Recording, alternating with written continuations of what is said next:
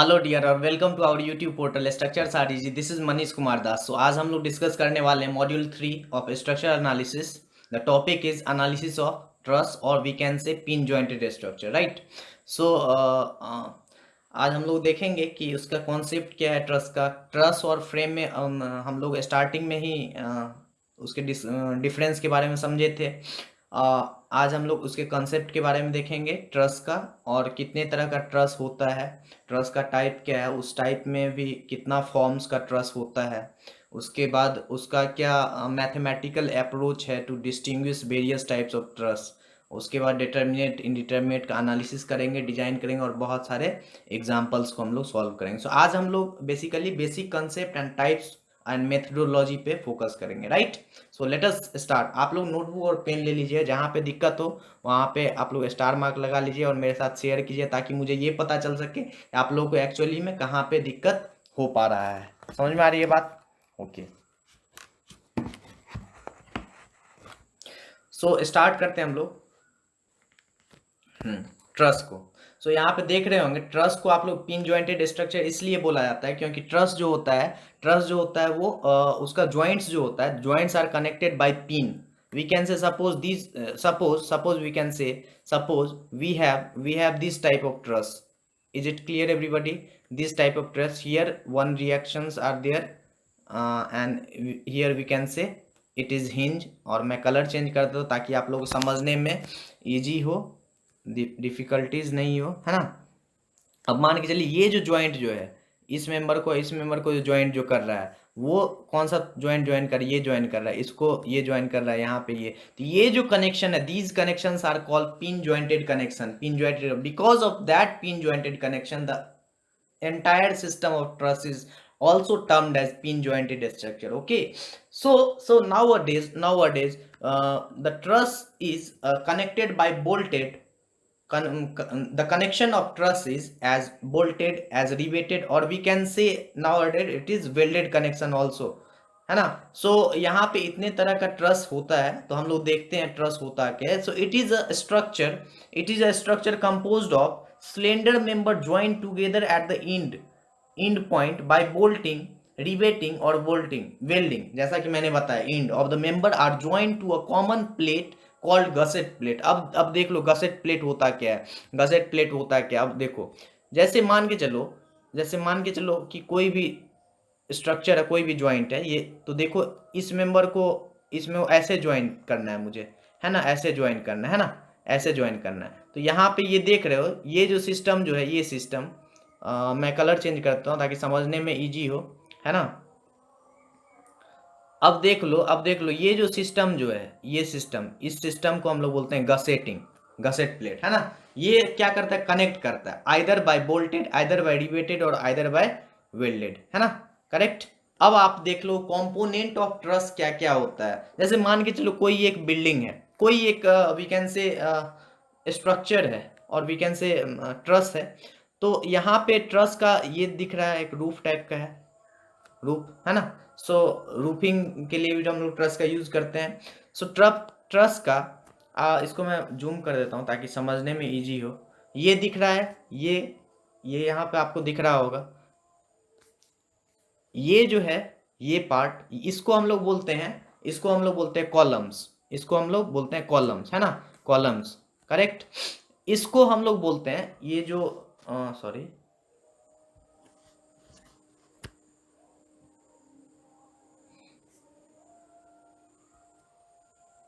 इसको हम लोग बोलते हैं, ये जो पार्ट दिख रहा है, ये पार्ट मतलब टॉप पार्ट, रूफ का top part, that is called top chord. क्या बोलते हैं, टॉप कॉर्ड, है ना। और इसको जो कनेक्ट करता है, जैसे कैसे कनेक्ट होता है, तो देखो टॉप कॉर्ड और बॉटम कॉर्ड को कनेक्ट कैसे करते हैं, इस तरह का एक स्ट्रक्चर रहता है ना, एक हॉरिजॉन्टल मेंबर रहता है ना, उससे उसको ज्वाइन किया जाता है। तो वो ज्वाइनिंग क्या कहलाता है, पर्लिन कहलाता है। क्या कहलाता है, पर्लिन, करेक्ट, करेक्ट है।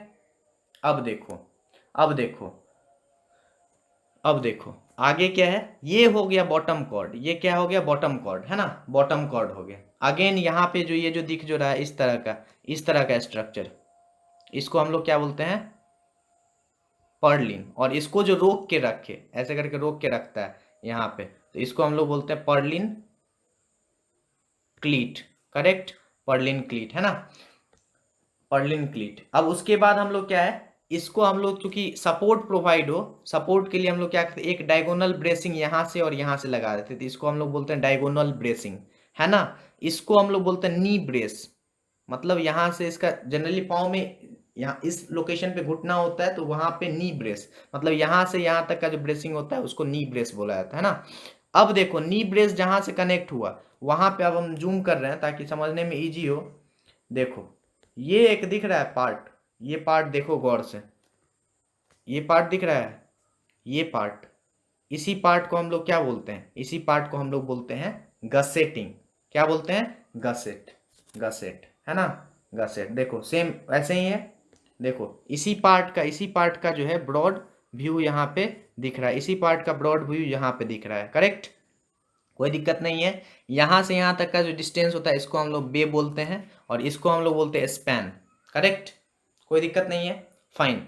सो ये हो गया रूफ ट्रस का example. So there are basically two types of truss, one is roof truss, another one is industrial और रूफ ट्रस, और another one is bridge truss, है ना। सो रूफ ट्रस का यूज ही इंडस्ट्रियल पर्पज से होता है, सो रूफ ट्रस और ब्रिज ट्रस होता है ना, रूफ ट्रस और bridge truss. So roof truss आपको क्लियर हो गया। ब्रिज ट्रस, ब्रिज ट्रस का आपको यहाँ पे फिगर एक दिख रहा होगा, यहाँ पे एक फिगर दिख रहा होगा, और यहाँ पे आपको दिख रहा हो एक सपोर्ट यहाँ पे है, इस तरह का सपोर्ट है, यहाँ पे भी एक सपोर्ट है इस तरह का, यहाँ पे भी एक सपोर्ट है इस तरह का, है ना, 3 डायमेंशन व्यू में बनाया हूँ। और यहाँ पे सबसे पहले एक मेंबर दिया जाता है, मेंबर दिया गया और इधर से क्या किया जाता है, गडर को बैठाया जाता है इधर से, है ना, इधर से गडर को बैठाया जाता है, इसीलिए इधर थोड़ा डार्क पोर्शन है। अब यहाँ से ये ऊपर वाला पोर्शन है, ऊपर वाला पोर्शन इसको ऐसे ज्वाइन कर दिए, ये मेंबर है, तो इस तरह से, तो यहाँ से यहाँ तक के बीच का जो डिस्टेंस है इसको हम लोग बोलते हैं पैनल।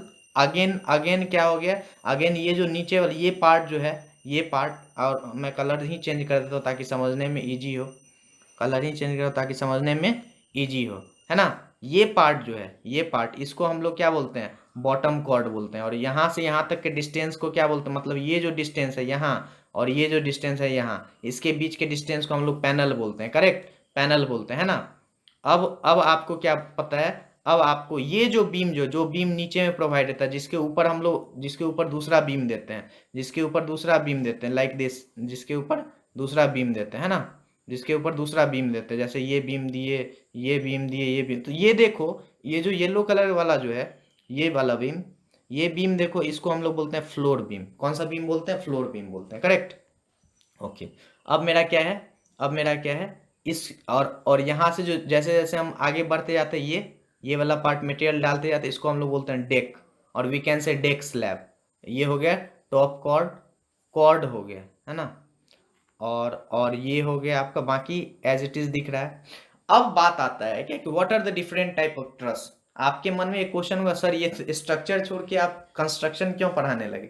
तो चूंकि आपको ट्रस को जानना है, तो ट्रस को जानना है, तो डिफरेंट टाइप का ट्रस क्या क्या होता है ये सेमेस्टर एग्जाम में आता है। Right on the different type of truss, और डायग्रामेटिकली रिप्रेजेंट करने, इस फॉर दैट पर्पस आपको ये चीज ध्यान पे रखना होगा। So roof truss are of various types, one is scissor type, scissor मतलब कैंची जो होता है, तो देखिए ये सीजर टाइप ही है ना, सीजर टाइप, इस तरह का ट्रस जो रहा है। और ये जितना ट्रस है that is associated in roof truss, है ना, that is a part of roof truss, है ना। अगला है हॉ टाइप ट्रस, हॉ टाइप ट्रस इस तरह का दिख रहा होगा, इस तरह का दिख रहा है। अब उसमें क्या है, ऐसे एक एंगल गया है, फिर उसका मिरर, एक चीज ध्यान रखिएगा, जब भी कोई ट्रस बनेगा तो इस तरफ जो रहेगा उसका मिरर इमेज इस तरफ रहेगा, ये ध्यान पे रखिएगा। जो बीच स्पैन में डिवाइड होता है उसका मिरर इमेज इस तरफ हो जाता है ना। तो अब आप देखो ये जो सीजर टाइप जो ट्रस होता है that is used for short span, कोई छोटा स्पैन हो उसके लिए यूज करेंगे, है ना, उसके लिए यूज करेंगे।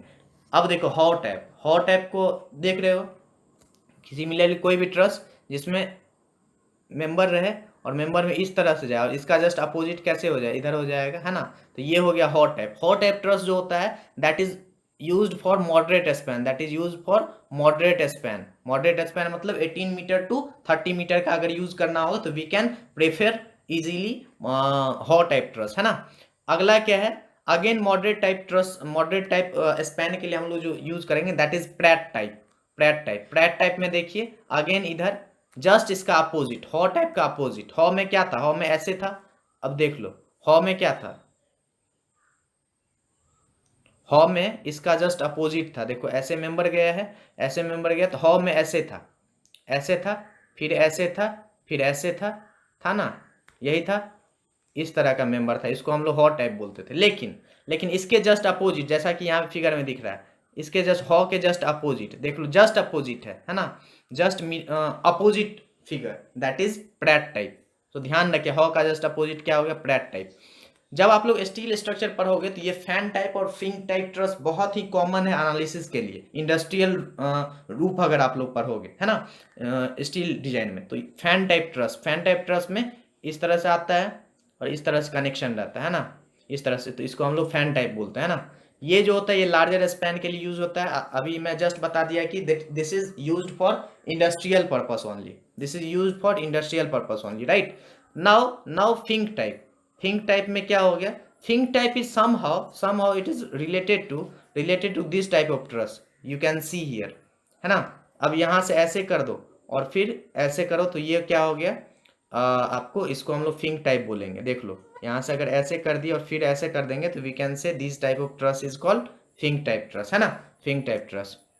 फिंक टाइप भी लार्जर स्पैन के लिए यूज होता है। उसके बाद cambered type truss, cambered type truss same fink type ही होता है लेकिन उसमें कैम्बरिंग रहता है, कैम्बरिंग रहता है ना, कैम्बरिंग रहता है। तो यहाँ पे देख लो ये स्ट्रेट नहीं जाके यहाँ पे कैम्बरिंग है ना। कैम्बरिंग मतलब थोड़ा उठा, रोड पे देखते हैं कैम्बरिंग प्रोवाइड किया जाता है, क्यों, फॉर ड्रेनेज पर्पज के लिए, है ना। ओके, अब क्या है मेरा, वॉरेन टाइप ट्रस है। कौन सा टाइप ट्रस है, Warren type. Warren type truss क्या होता है, वॉरेन टाइप ट्रस का यूज होता है for flat roof, flat roof जहाँ पे पानी बहुत कम पड़ता हो तो वहां पे हम लोग वॉरेन टाइप ट्रस यूज करते हैं, क्योंकि पानी का जमने का जो चांसेस है बहुत कम रहेगा। तो वॉरेन टाइप देख रहे हैं, है ना, इस तरह का ट्रस जो हो गया ये वॉरेन टाइप हो गया, है ना। अगला ट्रस सॉ टाइप, सॉ मतलब जो लकड़ी उकड़ी काटने के लिए जो ऐसे ऐसे जिगजैग जिगजैग जिगजैग टाइप का जो रहता है, इसको हम लोग सॉ टाइप बोलते हैं। और ये जनरली आपको कहाँ मिलेगा, आप जब इंडस्ट्रियल एरियाज में जाओगे तो सॉ टाइप ट्रस जो है वो आपको देखने को मिलेगा इजीली।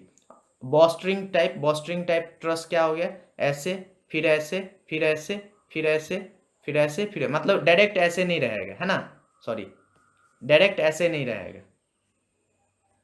डायरेक्ट ऐसे नहीं रहेगा, है ना। इसका मेंबर के साथ, मेंबर का जो डिस्टेंस जो होगा वो डिस्टेंस बढ़ते जाए, एक का मेंबर ऐसे फिर ऐसे फिर ऐसे फिर ऐसे फिर ऐसे ऐसे जाएगा, फिर ऐसे जाएगा, फिर ऐसे जाएगा, फिर ऐसे इस तरह का रहेगा। इसको हम लोग बॉस्ट्रिंग टाइप ट्रस बोलते हैं ना। So, note in flat roof truss are often used for as industrial building frame. Column spacing is not objectionable and uniform lighting is important. मतलब सौ टाइप ट्रस में जो होता है यूनिफॉर्म लाइटिंग, अगर इंपॉर्टेंस अगर किस चीज का रहे, यूनिफॉर्म लाइटिंग का अगर इंपॉर्टेंस रहे तब हम लोग सौ टाइप ट्रस का यूज करेंगे, जो कि इंडस्ट्रियल बिल्डिंग में होता है। और ये जो बॉस्ट्रिंग टाइप जो होता है ये गैराज जो होता है। और हैंगर, हैंगर कहाँ पे होता है, आप लोग एरोप्लेन को जहाँ पे सामान उमान ये चेंज करता है वहाँ उस लोकेशन को बुलाते हैं हैंगर। तो वहाँ पे जो है वहाँ पे हम लोग बॉस्ट्रिंग टाइप ट्रस का यूज करते हैं, right.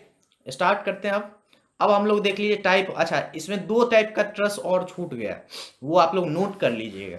One is your king post truss और we can say roof truss, है ना। किंग पोस्ट ट्रस में मतलब सेम ऐसे ही रहता है, ऐसे ही रहता है सेम, है ना।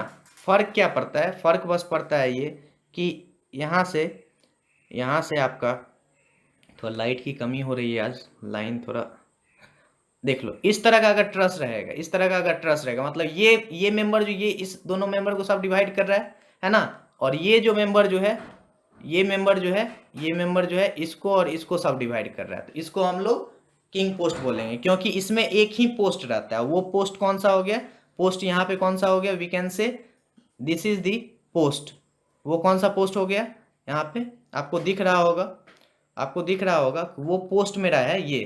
Because of this vertical post we can say that type of truss is called king post truss, king post truss, है ना। अब आपको क्या है, अब आपको क्या है, दूसरा हो गया आपको क्वीन पोस्ट। दूसरा क्या हो गया, क्वीन पोस्ट ट्रस। किंग के बाद क्वीन पोस्ट ट्रस, और ट्रस और we can say roof truss, है ना, किंग पोस्ट रूफ ट्रस, है ना। कलर मैं चेंज कर लेता हूँ ताकि समझने में आप लोगों को परेशानी ना हो, है ना।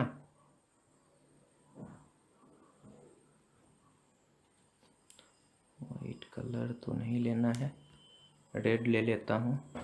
ओके, अब देखो यहाँ पे क्वीन पोस्ट में 2 पोस्ट रहेगा। पोस्ट मतलब तो जानते ही थे, किंग पोस्ट में ऐसे रहता था, यहाँ पे एक पोस्ट और यहाँ पे फिर ब्रेसिंग रहता था, तो इसको हम लोग किंग पोस्ट बोले। लेकिन क्वीन पोस्ट में क्या हो जाएगा, इसका ये पोर्शन मतलब ये जो स्पैन जो है यहाँ से यहाँ तक का लेंथ जो है इसको स्पैन बोलते हैं, एल। तो L/4 पे एक पॉइंट ले लो, फिर L/4 पे एक पॉइंट ले लो, ऐसे मिला दो और ये मिला दो, तो इस टाइप के ट्रस को हम लोग क्या बोलेंगे, इस टाइप के ट्रस को हम लोग क्या बोलेंगे, queen post truss. That is also use for industrial purposes.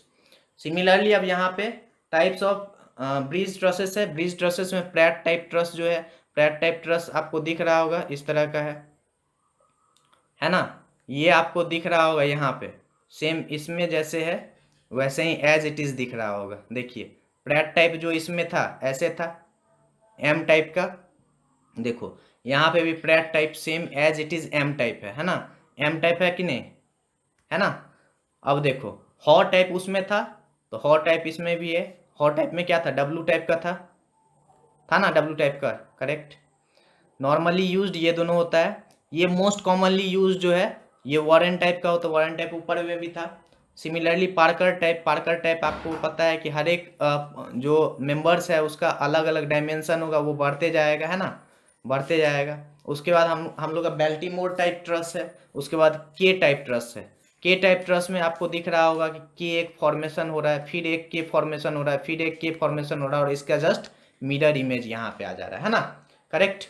Okay.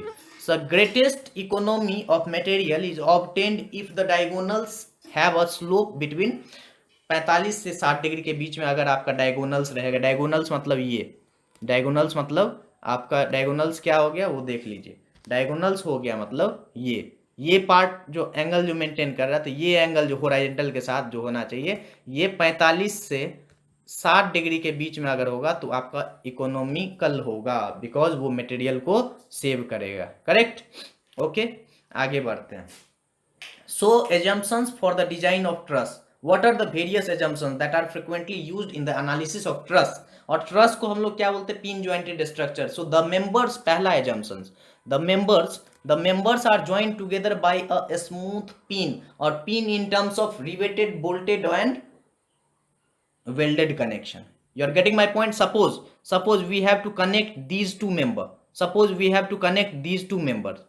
है ना, these two member, इस member को connect करना है, so we can connect it by a simple pin or we can say in terms of bolted, riveted and welded connection, correct.